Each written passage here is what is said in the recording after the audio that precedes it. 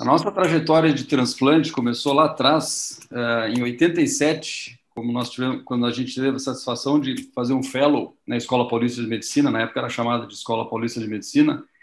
Então eu tenho a agradecer a todos esses mestres que me ensinaram transplante, o Walton Nozé, o Luiz Vieira, a Denise, o Cadu, que estava lá na época, o Sato, o Marcelo Cunha, o Rubinho, depois o Peter McDonald lá em Los Angeles, e fora da Escola Paulista de Medicina, o Tadeu Civintal, com quem eu aprendi muito também, e assisti muitas cirurgias com ele.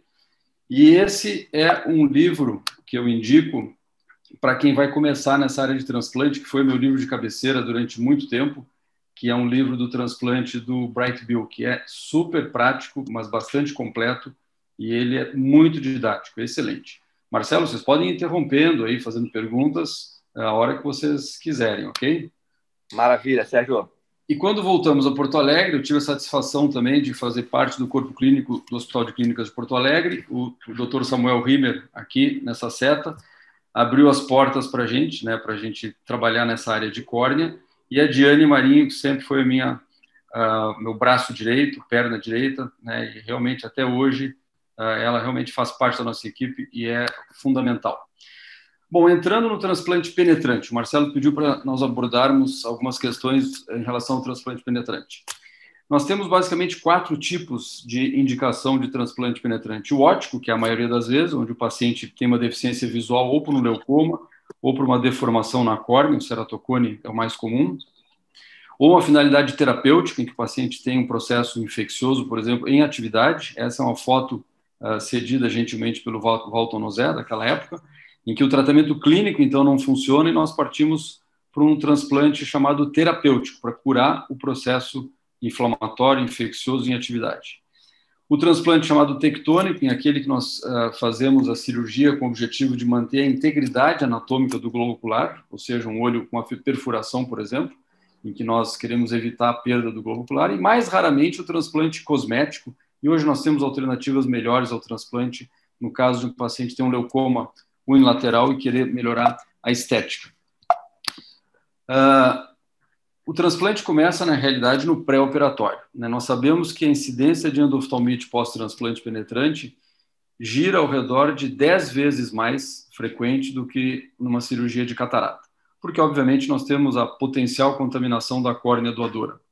Mas uma das principais fontes de micro-organismos para endoftalmite, mesmo no transplante, é a flora bacteriana normal da conjuntiva e da pálpebra do próprio paciente, do receptor. Então, não custa nada nós tentarmos diminuir o número de colônias, o número de bactérias nessa flora conjuntival e palpebral normal, e nós utilizamos, então, a quinolona de 4ª geração, no sentido de diminuir o número de bactérias que vai ganhar acesso à câmara anterior, e nós utilizamos de rotina 24 horas antes a gatifloxacina. O transplante de córnea, quando nós começamos lá atrás, na década de 80, nós fazíamos com o paciente internado, não era ambulatorial, e na grande maioria das vezes era com anestesia geral. E de muitos anos para cá, o transplante passou a ser uma cirurgia ambulatorial, com anestesia peribulbar, na grande maioria dos casos, a não ser um olho perfurado, e que aí realmente a peribulbar ela vai ser mais difícil e mais perigosa, ou em crianças, que aí nós temos que adotar anestesia geral. É importante no transplante penetrante uma importante hipotonia ocular, porque nós vamos abrir a câmara anterior nos 360 graus. Então, essa é uma grande desvantagem do penetrante em relação aos lamelares. Nós temos o olho completamente exposto, então o ideal é diminuir o máximo possível a hipertensão vítrea. Então, em pacientes jovens, especialmente, nós utilizamos manitol endovenoso de rotina e nós realmente temos que nos atentar para o olho ficar mais hipotônico, para tentar diminuir o risco de complicações como extrusão do cristalino, hemorragia expulsiva, etc. Nos pacientes em que nós não vamos mexer no cristalino, paciente com leucoma, que tem um ceratocone muito avançado, que não é possível fazer um DALC, aí nós induzimos a miose no pré-operatório para proteger o cristalino do toque dos instrumentos e de extrusão do cristalino. Se é uma cirurgia combinada, obviamente, nós temos que dilatar a pupila desses pacientes. O anel de Filleringa é um instrumento, é um adjuvante muito importante, especialmente para quem está começando no transplante de córnea, porque quando nós retiramos a córnea em 360 graus, nós temos um risco do colapso escleral, né? A esclera desaba e isso atrapalha muito o transplante.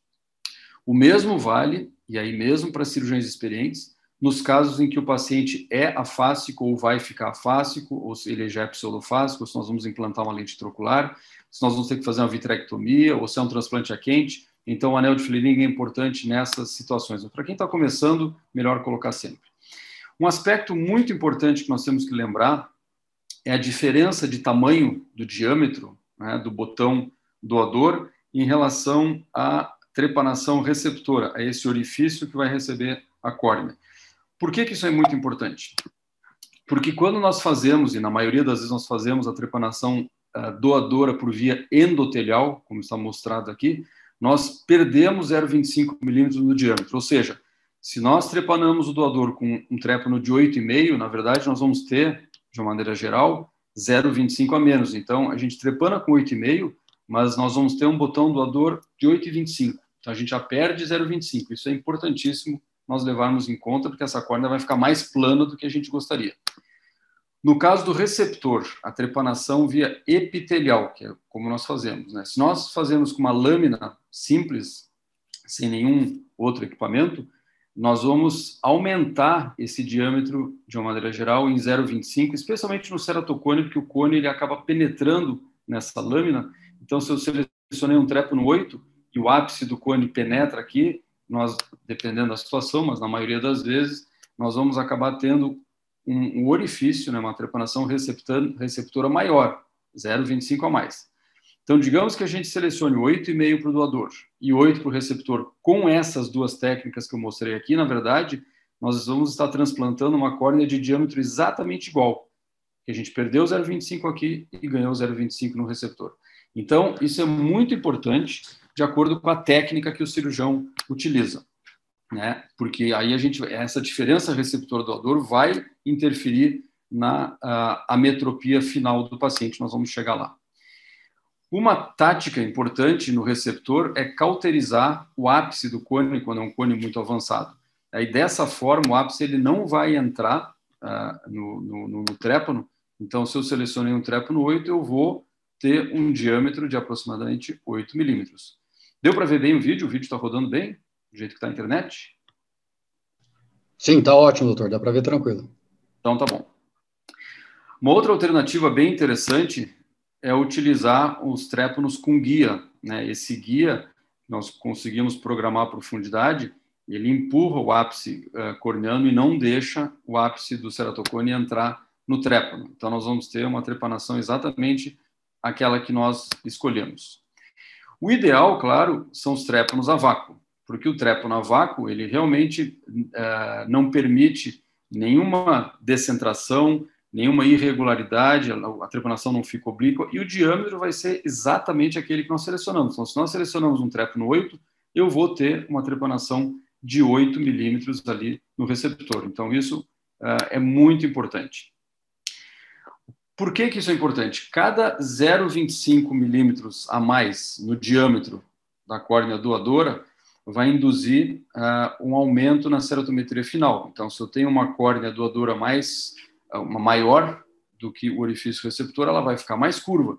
Então, se eu tenho meio milímetro a mais, eu vou ter uma córnea com 3 a 4 dioptrias a mais de curvatura, né? Então, eu vou induzir miopia, né, do que se eu tiver um diâmetro receptor doador igual. Então, isso é importante nós sabermos disso para poder programar dependendo da situação, né?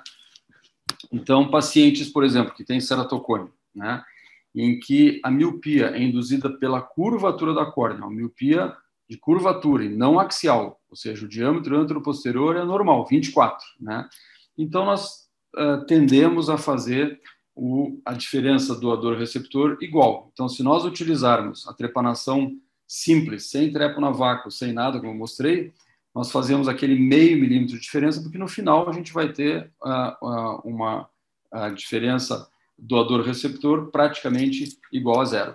Se nós termos um olho míope axial, ou seja, um olho que além do ceratocone ele tem uma miopia axial, então nós queremos essa córnea mais plana no pós-operatório. Então nós diminuímos essa diferença do diâmetro doador-receptor.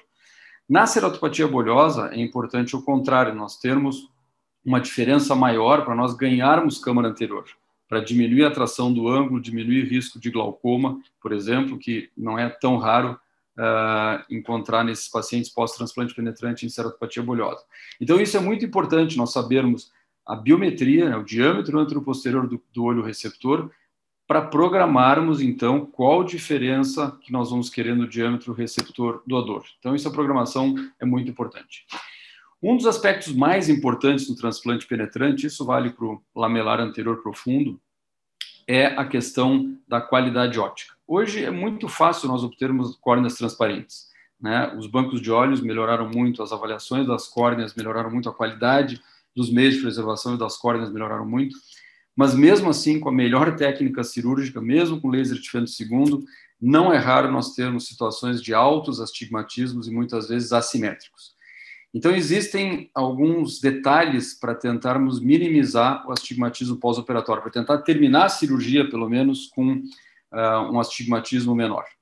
Então, tentar identificar no pré-operatório algumas causas de astigmatismo, o ceratocone é uma delas, vascularização assimétrica no leito receptor também, porque se eu tenho mais vascularização num quadrante do que no outro, esse quadrante vai cicatrizar antes, e aí essa diferença de cicatrização nos 360 graus vai induzir astigmatismo. No pós-operatório também, né, nós retiramos seletivamente as suturas de acordo com a topografia, e se nós retirarmos precocemente, nós vamos ter degraus, deiscência de sutura, isso vai induzir astigmatismo. Vascularizações localizadas também vão induzir mais astigmatismo, e claro que a cicatrização individual também, né? O que nós podemos controlar é no transoperatório. Tem várias alternativas que nós temos no transoperatório e nós temos que atentar a vários detalhes.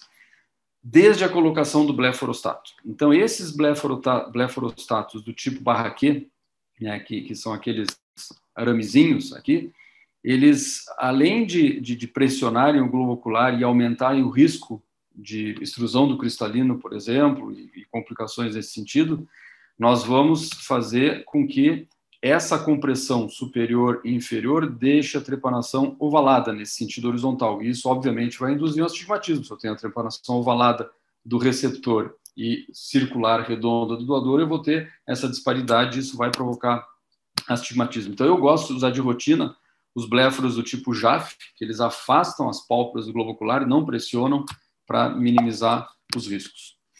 A colocação do anel de Feringa, que eu mencionei no início, é importante em várias situações, mas também os pontos, geralmente nós damos 6 pontos com seda 6 aqui, eles têm que ser equidistantes do limbo, né, e entre eles, e a tensão deles tem que ser mais ou menos a mesma para a gente não ter essa situação aqui de trepanação ovalada. Então, são detalhes pequenos, mas importantes.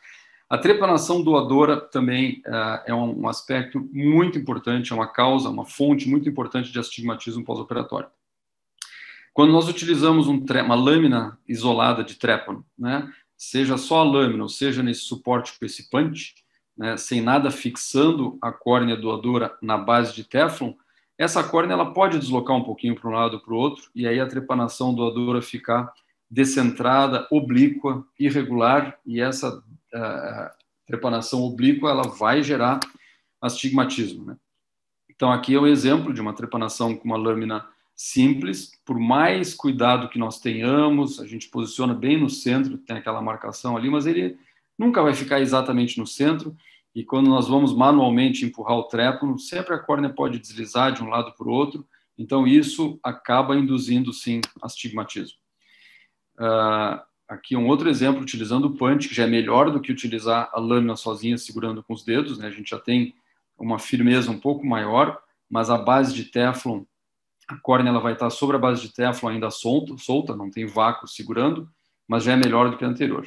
E o ideal é utilizarmos, então, esses trépanos a vácuo, em que essa base, ela succiona a córnea, por via epitelial lá embaixo, e o trépano vem via endotelial, então ela vai estar absolutamente fixa, paralisada, e aí o risco, então, de ter uma trepanação descentrada e oblíqua vai diminuir muito. Então, e com isso a gente consegue reduzir bastante o astigmatismo induzido pela trepanação doadora. Isso realmente é bastante importante.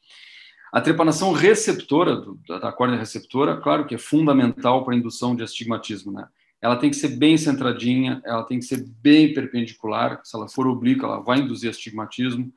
Ela tem que ser circular, obviamente, né? Bem redonda, não oval. Os cortes, o trépano tem que ser novo, né? Tem que ser um corte absolutamente regular. Restos de DCM nós temos que lembrar de remover. Então, se a gente tiver essa situação aqui, em que a gente segura a lâmina só com a mão, com certeza ela vai inclinar e a gente vai ter uma trepanação oblíqua, como nesse caso aqui. Eu estou fazendo o transplante só com a lâmina de trépano, segurando com a pinça anel de Fleringa, mas não é uma trepanação absolutamente perpendicular, ao contrário do trépano a vácuo. Então, sempre que possível, a utilização do trépano a vácuo ela melhora bastante, a gente vai ter uma trepanação muito mais regular.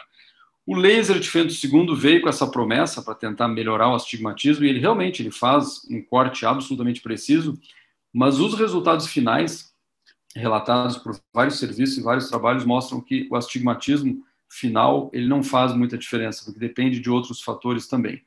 Então, o laser de fento segundo, que era uma esperança grande para nós, que fazemos transplante de córnea, acabou sendo utilizado para outras situações, né? LASIK, anel, arqueada para autoastigmatismo, pós-transplante, mas para o transplante em si, nesse específico fim, ele realmente não se comprovou eficaz. As suturas, obviamente, elas são causa de astigmatismo, então as suturas têm que ser absolutamente perfeitas. Em córneas avasculares, eu gosto de fazer a sutura contínua, eu tenho uma distribuição melhor das forças, mas eu associo sempre com 8 suturas isoladas, para a gente poder retirar essas isoladas no pós-operatório, né? Para córneas vascularizadas ou que tem potencial de vascularização, que são transplantes grandes, próximos do limbo, transplante a quente, aí o ideal, obviamente, é fazer a sutura isolada, porque a cicatrização ela vai ser assimétrica, vão ter alguns pontos que eu vou ter que retirar antes, né, de um quadrante do que do outro, e se eu tiver a sutura contínua, vai complicar muito. Então, o ideal é a sutura isolada, né? Aqui é um exemplo onde as suturas afrouxaram nessa região de vascularização maior do que no restante, então, se eu tivesse uma sutura contínua aqui, ia complicar bastante. A dupla sutura contínua circular é interessante, no sentido de fazer uma com torque para um lado, outra com antitorque, o torque para o outro lado, mas eu não sou muito adepto dessa sutura. Outros aspectos importantes na sutura, em função de astigmatismo especificamente, os pontos têm que ser absolutamente radiais, ou seja, eles têm que olhar para o centro da pupila e não de forma oblíqua. Então, na hora de passar os pontos, isso é muito importante. Eles têm que ser absolutamente regulares. E os 2 primeiros pontos são os mais importantes em relação à distribuição homogênea das forças na córnea. Por quê?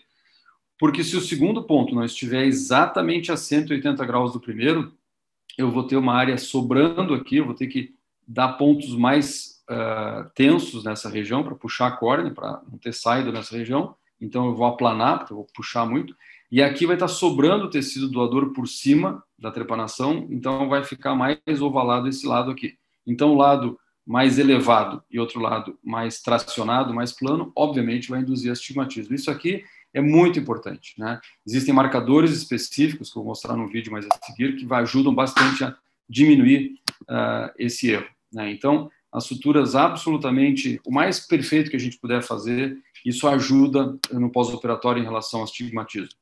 Se nós optarmos pela sutura contínua, o ideal, se nós formos fazer uma só, como é a minha preferência, associada a pontos isolados, ela tem que ser a chamada sutura anti-torque, ou seja, o ápice dessa estrela aqui, esse ponto tem que olhar para o centro da pupila, né? Então, eu passo o ponto aqui tangenciando o bordo pupilar, aí depois aqui tangenciando esse bordo pupilar, e assim eu vou indo, de maneira então que o ápice aqui da estrela é que vai estar olhando para o centro pupilar, né? E não onde eu passei o ponto, como na sutura isolada.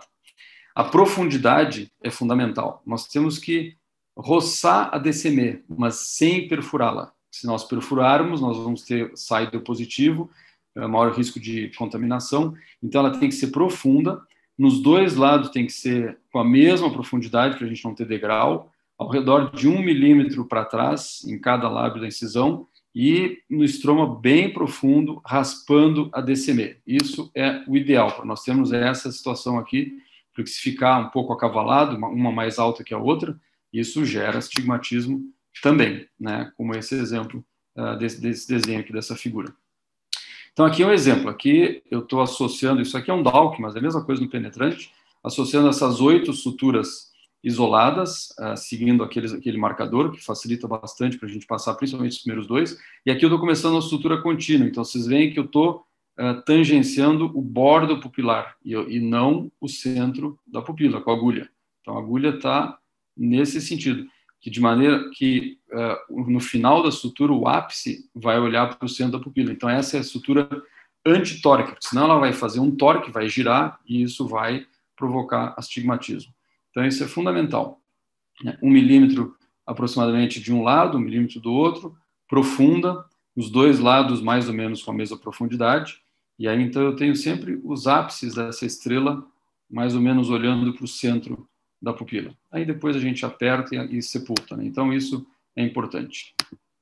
Em relação ao tamanho, né? Esse foi um transplante feito no outro serviço, vocês veem aqui pontos de diversos tamanhos, né? Aqui está pegando muito mais a córnea receptora, um pouquinho a doadora, aqui é uma sutura enorme, né? E distribuição não homogênea, alguns pontos que não estão apontando para a pupila, são oblíquos, isso tudo gera astigmatismo, obviamente, né? Então, o ideal é a gente tentar fazer pontos com o mesmo tamanho, né, com a distribuição homogênea e todos mais ou menos olhando para o centro da pupila. Então, isso realmente é importante, né?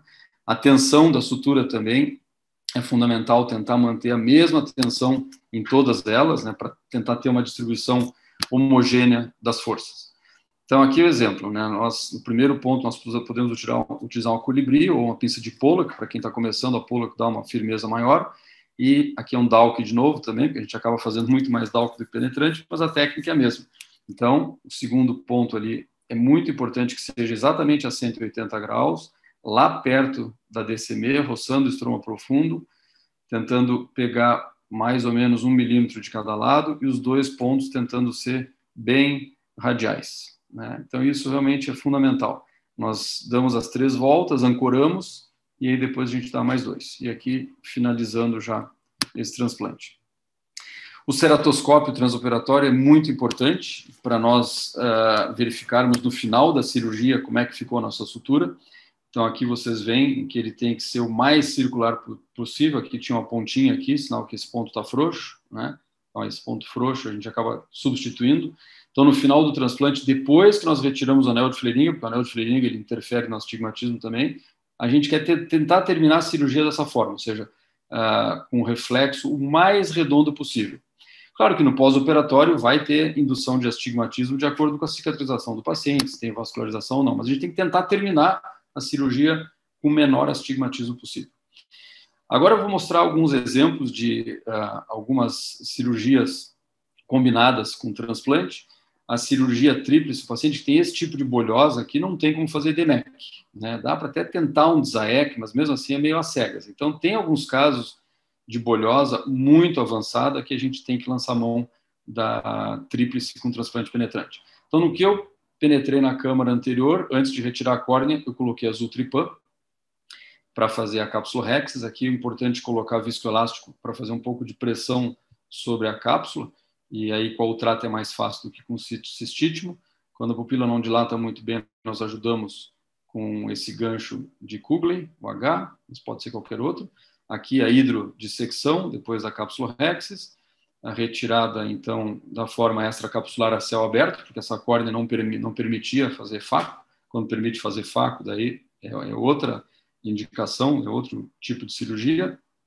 Aspiração das massas, que é fácil com dupla via. Um implante de uma lente intraocular. Para céu aberto, eu gosto ou de uma lente de 3 peças como essa, ou a lente de peça única rígida, não dobrável, não tem porque tem lente dobrável aqui, né? Depois do implante da lente dentro do saco capsular, nós colocamos um pouco de carbacol para tentar fechar um pouco a pupila. Essa paciente tinha aquela atrofia de íris lá, e depois a colocação da córnea, né? E aí a sutura que a gente já comentou. E aqui o anel de Fleringel, porque é um paciente que eu ia fazer a cirurgia de catarata em conjunto.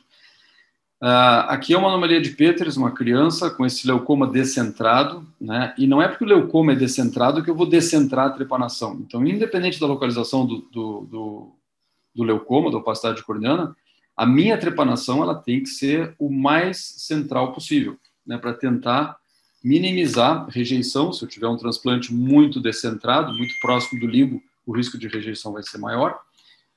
E o astigmatismo também. Então, não é porque o leucoma é descentrado que eu vou descentrar o transplante. Então, a trepanação ela tem que ser centrada. Vocês veem a pupila tem uma certa corectopia aqui também. E depois a colocação da córnea doadora. Em caso de retransplantes, aqui é uma paciente por herpes simples, fiz um transplante, teve uma recidiva do herpes, acabou rejeitando. E no segundo transplante, nós tentamos sempre fazer menor. Vocês veem que eu estou medindo aqui com um diâmetro menor do que o transplante primário, o original, para tentar diminuir de novo, né, o risco de rejeição. Quanto menor o transplante, menor a chance de rejeição. Nem sempre é possível, mas sendo possível, a gente tem que lembrar disso. Aqui uma outra paciente que tinha sido submetida a um transplante por ceratocone, que eu fiz a cirurgia de catarata, e ela entrou em falência tardia. E durante a cirurgia de catarata eu tinha implantado uma Sulcoflex para correção do astigmatismo, porque esse era um transplante que já tinha uns 20 anos aproximadamente. A gente sabe da vida útil do transplante penetrante, nem sempre é mais do que 20, 25 anos. E aí, então, nesse retransplante eu tive a possibilidade de tirar essa lente tórica, Sulcoflex tórica. Então, nós temos que ter esse cuidado quando nós vamos fazer cirurgia de catarata. Se é um transplante que tem uma boa contagem do telhal, se eu acho que o paciente vai ter um segmento bom, e se eu precisar fazer um retransplante, eu vou conseguir fazer um DMEC, aí eu posso colocar uma lente tórica dentro do saco capsular. Se não, talvez seja melhor lançar mão da Sulcoflex tórica no sulco, sabendo que ela às vezes gira, né? Mas pelo menos eu consigo retirar no caso de precisar fazer um retransplante. Essa é uma alternativa bem interessante que nós temos utilizado mais recentemente, nos últimos 2 anos, que é a Extra Focus. Esse é um paciente meu que eu tinha feito um transplante por ceratocone, ele fez um Retsavalia, vocês veem ali a íris, eu acabei suturando quando eu fiz a cirurgia de catarata nele, ele descompensou o transplante e tinha uma fotofobia muito grande, e aí nesse retransplante eu optei por implantar a Extra Focus, que é uma lente, que é um implante, na verdade não é lente, né? É um implante suplementar para ser colocado no sulco ciliar para tentar minimizar a fotofobia. Esse paciente acabou ficando muito bem. Aqui é o pós-operatório dele, desse transplante. Vocês veem aqui a extensa atrofia de íris. Eu tentei diminuir um pouco a pupiloplastia, mas a íris rasgava de tão atrófica que estava. E aqui o Sulcoflex acabou melhorando bastante a qualidade visual dele e a fotofobia diminuiu muito. Aqui um outro exemplo de um outro paciente, um pediatra, que tinha sido submetido a várias cirurgias para astigmatismo pós-transplante e ficava bom por um tempo, depois piorava e já não tinha mais espessura de córnea. Uma alternativa, claro, era o anel, mas era muito irregular a topografia dele. E eu optei, então, pela Extra Focus. Então, a Extra Focus tem sido bastante interessante para esse tipo de situação. Vocês estão me ouvindo? Sim, dá Normalmente, Sérgio, perfeito. Então, tá bom. Aqui, um exemplo de paciente com fixação escleral. Esse é uma paciente também com falência do transplante prévio, né, por rejeição. E ela tinha vítreo na câmara anterior, então nós entramos via pars plana para fazer a vitrectomia, e eu já deixei preparado aqueles sulcos esclerais para fixação na esclera, porque eu achei que a íris dela não tinha condições de fazer a fixação iriana da lente, que seria uma outra alternativa. Achei que a íris dela era muito atrófica, e aqui vocês veem essas aderências da córnea com a íris. Realmente fazer fixação iriana aí, ou artesã, é muito difícil. Então, nós fizemos aquele sulco prévio, a 1 milímetro, 1,5 milímetro atrás do limbo, antes de abrir o olho, obviamente, para podermos fazer a fixação da lente. Aqui depois tem que fazer mais vitrectomia. Esses casos muitas vezes têm sinéquias extensas, goniosinéquias. Esses pacientes eles têm muitas vezes glaucoma, às vezes a gente tem que lançar mão de cirurgias antiglaucomatosas, como válvula de Ahmed, mas eu tento sempre liberar o ângulo dentro do possível, fazendo viscodissecção, ou às vezes até tendo que fazer incisão com a tesourinha de Vanas, e a gente consegue liberar. E através, então, daquele sulco prévio, que nós fizemos a 1 milímetro, 1,5 milímetro da esclera, nós entramos com aquela técnica clássica de fixação escleral, porque aqui é céu aberto, com agulha de insulina, e essa agulha de Prolene 10 zeros longa, já amarrada na alça da lente, aqui uma lente de peça única, de PMMA, não dobrável, né? Então nós fazemos em cima, aqui às 12 horas, e depois lá embaixo, às 6 horas. É uma cirurgia trabalhosa.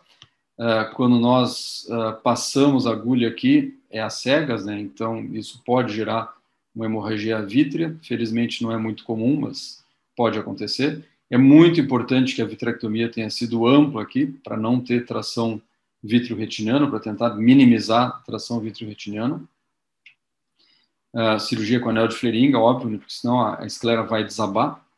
E aí depois posicionando a lente nos dois lados, depois suturamos a fixação escleral e depois a colocação da córnea doadora também. Aqui um outro exemplo, o paciente teve um trauma bem importante, com perda grande de tecido iriano, vocês veem que sobrou pouca íris. Então isso no transoperatório a gente tem que estar preparado para tudo, a gente tem que ver, não sabe o que vai encontrar. Então desfazer as sinéquias, nesse caso sinéquias posteriores. Aqui era uma catarata já em reabsorção. Então, nós optamos pela capsulotomia com a Vanas, e aí já tinha vítreo junto, então aí tem que ser utilizado o vitreófago para limpar essa córtex. Eu estou tentando proteger essa cápsula posterior aqui para servir de apoio, pelo menos nessa região inferior. Como o paciente não tem íris, ele perdeu, não tinha nem como fazer uma pupiloplastia, existem essas lentes intraoculares com poder dióptrico e coloridas, né? A Oftec e a Morscher que fabricam. Esse marrom, o paciente ele tem olho marrom, só que é um marrom mais escuro no outro olho, eles não fabricam com uma cor marrom mais escura, então ele teve que acabar usando uma lente de contato cosmética, mas existem essas lentes na tonalidade verde, azul e marrom. Então são lentes grandes para fixação escleral também. São lentes difíceis de serem colocadas, são lentes bem grandes, né? Mas com tempo e com bastante delicadeza a gente vai conseguindo fazer a cirurgia e lá a fixação escleral, de novo, como eu tinha mostrado antes. Porque senão o paciente ia ter muita fotofobia, né? Então é uma alternativa interessante para esses casos de trauma. Essa é uma paciente que teve um leucoma extremamente vascularizado. A história é que ela tinha tido uma úlcera bacteriana, difícil saber o que houve, mas vocês veem a extensa hemorragia durante a cirurgia.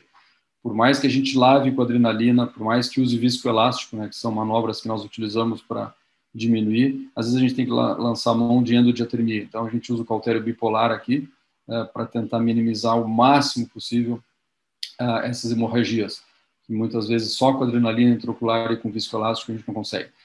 A sinéquia posterior tem que se liberar, e aí vai sangrar de novo, mas paciência, não tem jeito, a gente tem que liberar. E aqui a gente tem um plastrão enorme, que a gente nem sabe se é uma catarata absorvida, se vê essa membrana que se formou sobre o cristalino, uma membrana ciclítica que nós temos que tirar, e aí a gente tenta ver se é catarata ou se é outra membrana. Então coramos com azul, essas cápsulas são muito fibróticas, é praticamente impossível fazer a cápsulorhexis circular contínua, então nós temos que lançar a mão dessa capsulotomia com a tesourinha de Vanas, depois a extração do núcleo de forma extracapsular, a aspiração das massas, o implante da lente, e aí já fica com mais cara de olho, né? E aqui esse defeito da íris é plenamente possível de suturar para tentar fazer uma neopupila um pouquinho mais bonitinha. E foi o que nós fizemos. Depois do implante da lente dentro do saco capsular, nós realizamos a sutura da íris. O ideal é fazer com prolene, mas dá para fazer com nylon também, não tem muita diferença. E depois a colocação da córnea doadora e a sutura do transplante. Transplante a quente, vira e mexe, nós temos casos como esse. Essa é uma paciente jovem, de 23 anos de idade, usuária de lente de contato gelatinosa, que teve essa gravíssima infecção por Fusarium, chegou nesse estado já, tratando uns 20 dias aproximadamente, sem sucesso. nós levamos para o transplante a quente. O transplante a quente é fundamental fazer 2 ou 3 iridectomias, porque forma a membrana na câmara anterior, forma sinecas, então é muito importante lembrar das iridectomias. E aqui vocês observam eu retirando a córnea, e na câmara anterior, esse plastrão enorme de fibrina. Tudo isso foi para cultura, obviamente, e deu positivo para Fusarium. E aqui nós começamos a observar que é típico de Fusarium mesmo, ou seja, o Fusarium adora colonizar a íris e o corpo ciliar. Então, a câmara posterior, atrás da íris, lotado de infecção. Então, a gente tenta aspirar da melhor forma possível, né, com dupla via, com vitreófago, porque aqui o cristalino já estava absorvido também, tomado. Então, são casos muito ruins, o prognóstico é ruim, porque mesmo utilizando voriconazol intraocular, que foi o que nós fizemos, nós lavamos, depois dessa extensa aspiração aqui das massas do cristalino e dessa infecção, a gente lava com voriconazol, vocês veem lá atrás, no corpo ciliar, né, atrás da íris ainda tem bastante, então se lava muito com voriconazol e mesmo assim o risco de recidiva é muito grande. Né, nós utilizamos voriconazol intraocular, voriconazol colírio no pós-operatório, voriconazol endovenoso, e mesmo assim a recidiva acontece, infelizmente. Pacientes com acantameba, essa é uma senhora, usuária de lente de contato também, que acabou se contaminando por acantameba, o tratamento clínico não surtiu efeito, nós levamos então ao transplante a quente. O transplante a quente é fundamental para tentar retirar o máximo possível da área comprometida. Ela apresentava midríase paralítica e catarata, porque essas fases avançadas de acantameba isso ocorre. Eu optei por primeiro fazer o transplante, tentar controlar a infecção e, no segundo tempo, fazer a cirurgia de catarata, porque eu já teria uma biometria um pouco melhor. Essa paciente, felizmente, não teve recidiva da acantameba, ao contrário do caso anterior para o Fusarium, que teve várias recidivas, foi a vitrectomias posteriores e acabou perdendo o olho. Essa nós conseguimos manter o olho, fiz a cirurgia de catarata depois, mas o transplante acabou falindo, eu tive que retransplantá-la, desenvolveu glaucoma. No transplante a quente, muitas vezes nós temos perfurações, e aí para trepanar um olho muito hipotônico perfurado é complicado. Então nós lançamos mão do isobutil cianoacrilato, o istoacril, para selar essa perfuração. E aí sim, depois que a gente tem a perfuração controlada, nós fazemos uma paracentese com diamante para inflar o globo ocular com viscoelástico.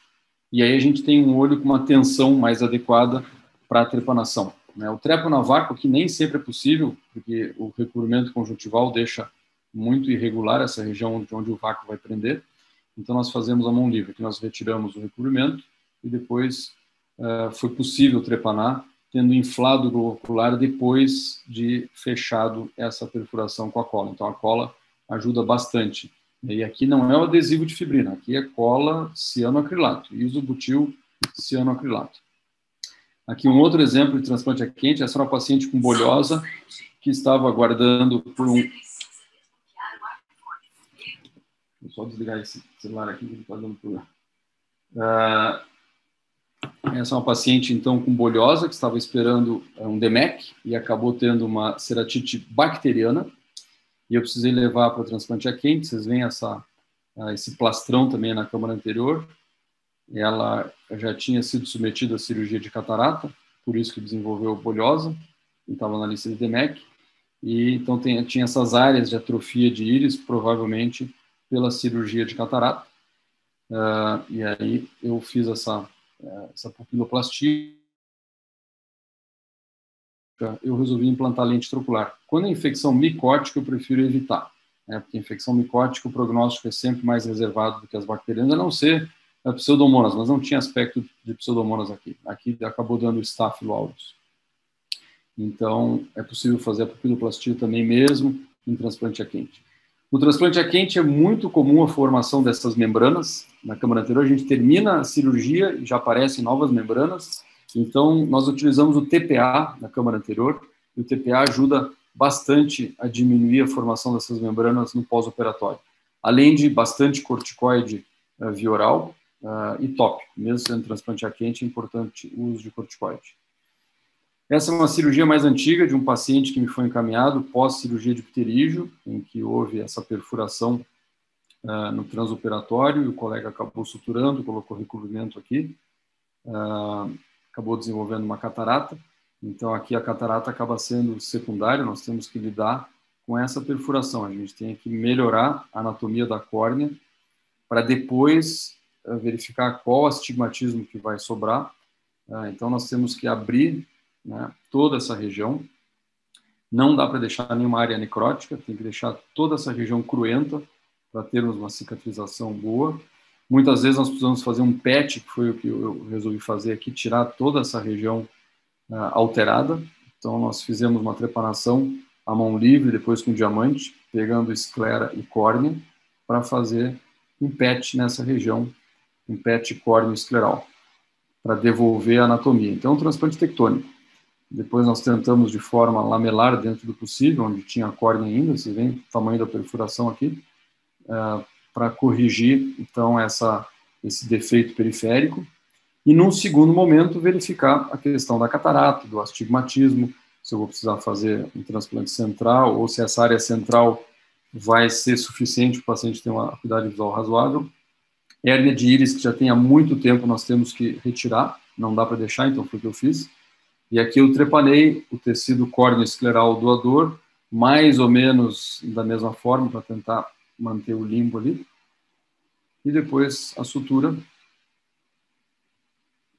desse PET na esclera e na córnea e puxei a conjuntiva por cima. E para finalizar, gostaria de mostrar um caso bem interessante desse paciente com 30 e poucos anos de idade, que nós realizamos há um tempo atrás, que tinha esse afinamento enorme, isso é uma degeneração marginal de Terrier, e ele tinha um Terrier de 360 graus. Então, a nossa ideia foi poupar a parte central, que era normal, ou seja, ele tinha um afinamento periférico, 360 graus. Então, nós trepanamos com um diâmetro de 7 milímetros essa córnea central e reservamos essa córnea, guardamos essa córnea no Optisol, essa córnea é dele, porque se eu tivesse que fazer um transplante total, limbo a limbo, o risco de rejeição era muito grande, né? E se eu utilizasse uma outra córnea central, diferente dessa periférica, mas de um doador, também o risco de rejeição seria grande. Então, eu resolvi aproveitar essa córnea central, que era sadia, então trepanei 7 milímetros para utilizá-la depois, aqui no centro, depois que eu removesse toda essa parte periférica doente, afinada, com neovascularização. Então, essa córnea que vai ser utilizada como córnea doadora, nós vamos guardar. E aí vamos remover a mão livre, né? E aí nós marcamos a mão livre, tanto no receptor como no doador, todo esse anel em 360 graus doente, né? Tentando preservar o seio camerular. Algumas sinéquias, obviamente, vão acontecer, a gente tem que fazer iridectomias para tentar minimizar o risco de glaucoma. E aqui, então, nós vamos remover essa córnea periférica.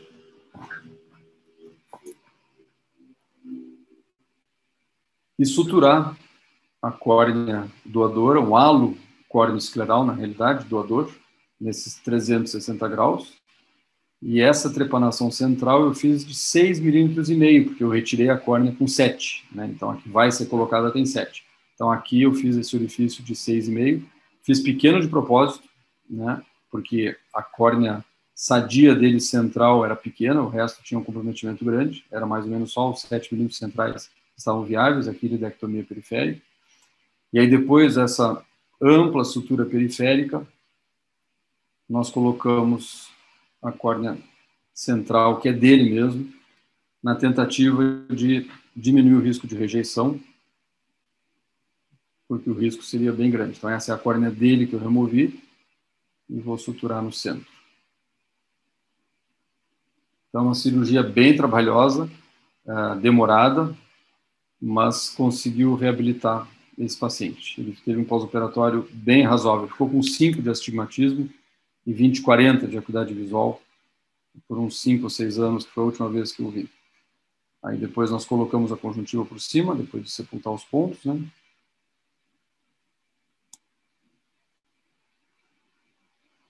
Trazemos a conjuntiva.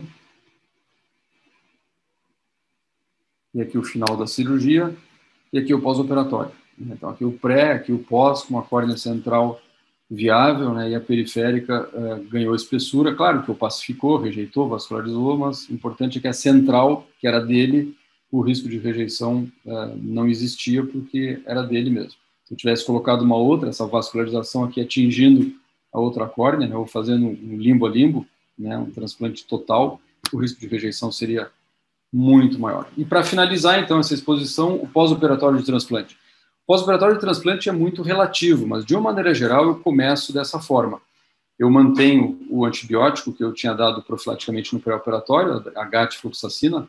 Eu gosto mais da GAT do que da Moxi tópica. A Moxi eu uso intraocular e tópica eu gosto da GAT, que ela é um pouquinho menos epiteliotóxica.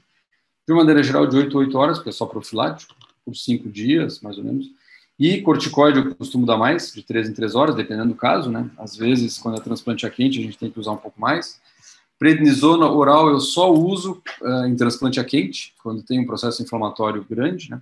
E lubrificante é muito importante, em especial aqueles sem conservantes, porque é muito comum a gente ter puntata no pós-operatório, e às vezes é um pós-operatório de 2, 3 meses com puntata. O antibiótico eu suspendo rápido, com 5 dias, para não ter tanta toxicidade epitelial, mas mesmo assim, né, o corticoide a gente tem que usar por um período maior e acaba tendo uma certa toxicidade. É muito comum o paciente ter olho seco no pós-operatório, às vezes ele tem uma ceratite filamentar, como esse exemplo, então nós temos que retirar os filamentos, às vezes lançar a mão de acetilcisteína, de lente de contato terapêutico e bastante lubrificação.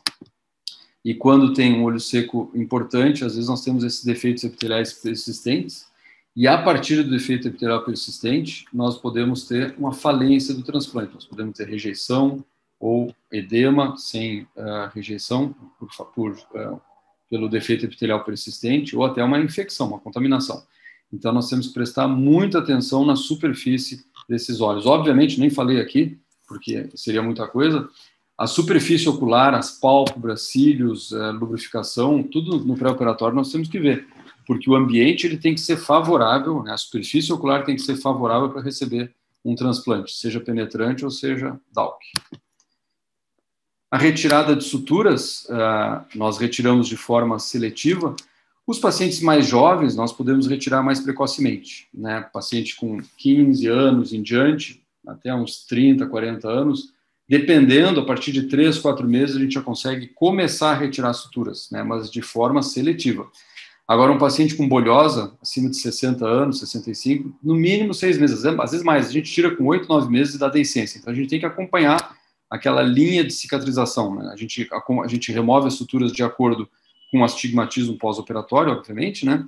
E aí a topografia é fundamental para retirar de forma seletiva.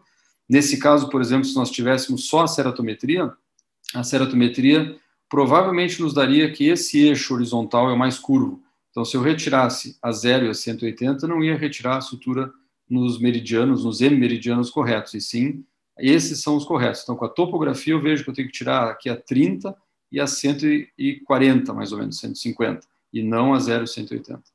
Mas essa linha de cicatrização aqui que eu falava é muito importante nós observarmos. Quando a gente tem essa linha mais branca, mais forte, é sinal que a gente tem uma cicatrização melhor, e aí a gente pode retirar a sutura com mais segurança, né?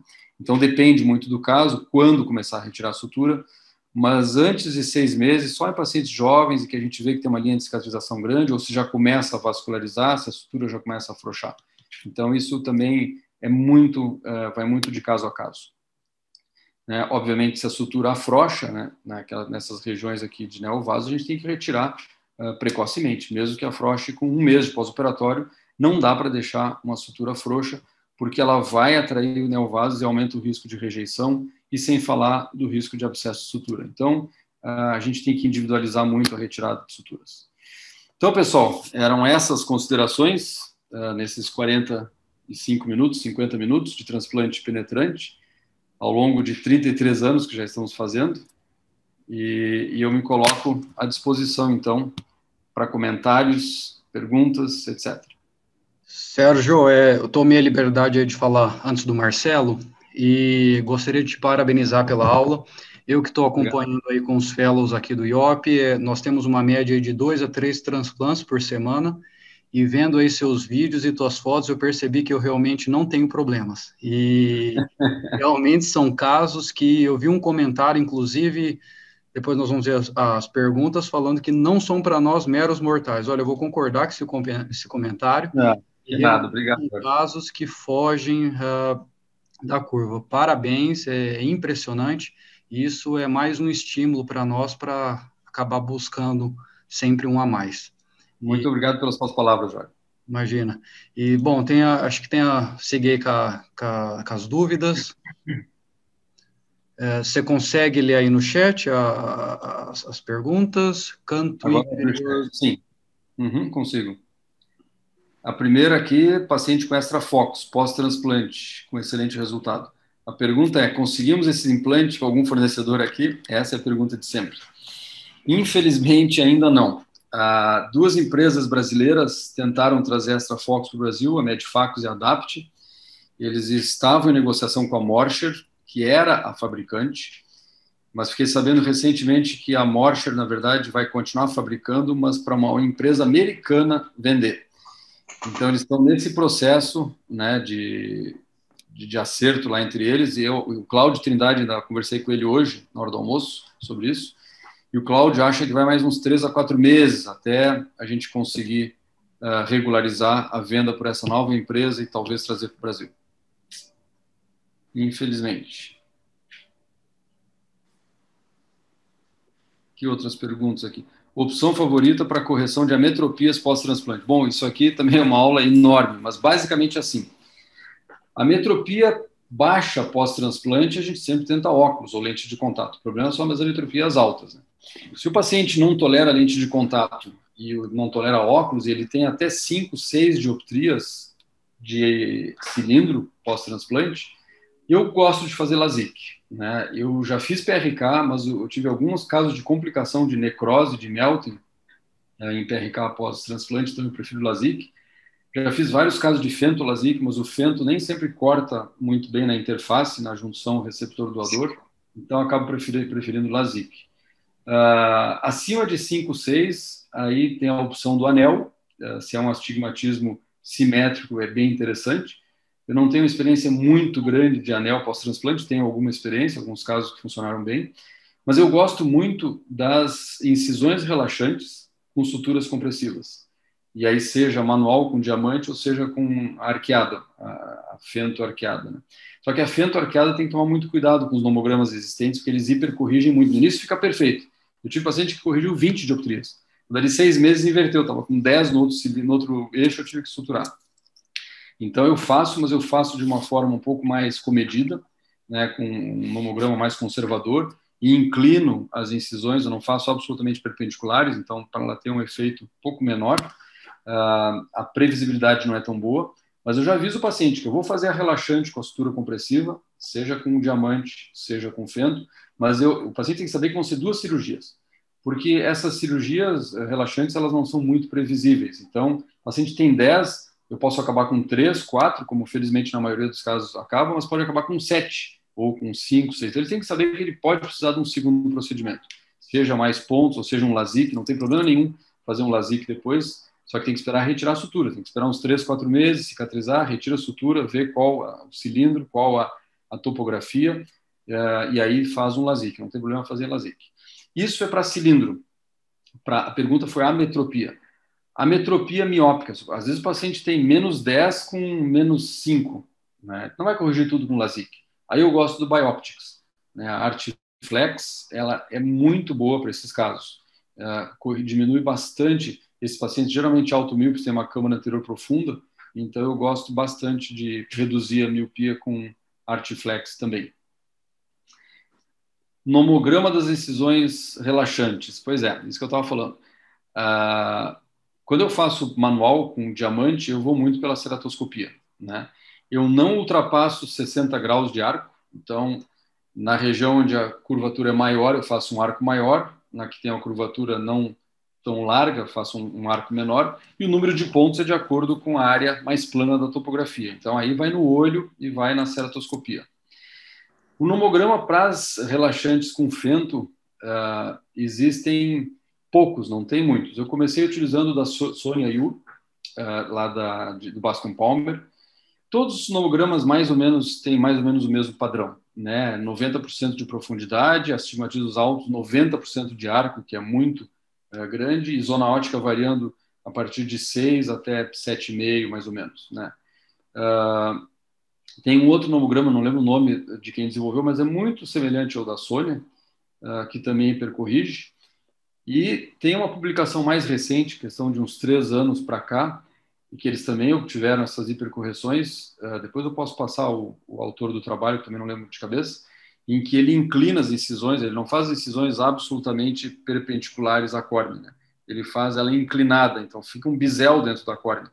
E aí o risco dessa incisão abrir, porque a incisão com fento é muito perfeita. Então a cicatrização é muito pobre, muito pior do que quando a gente faz um corte com diamante que não é tão regular, né? Então ela fica meio entreaberta e com o passar do tempo ela vai abrindo. E aí vai invertendo o astigmatismo. Então, se a gente fizer uma incisão biselada, que é essa a proposta desses autores, o risco disso acontecer vai ser menor. Ela hipocorrige. Mas eu tenho utilizado mais esse, né? Então, das perguntas que eu vejo aqui, eu acho que são essas.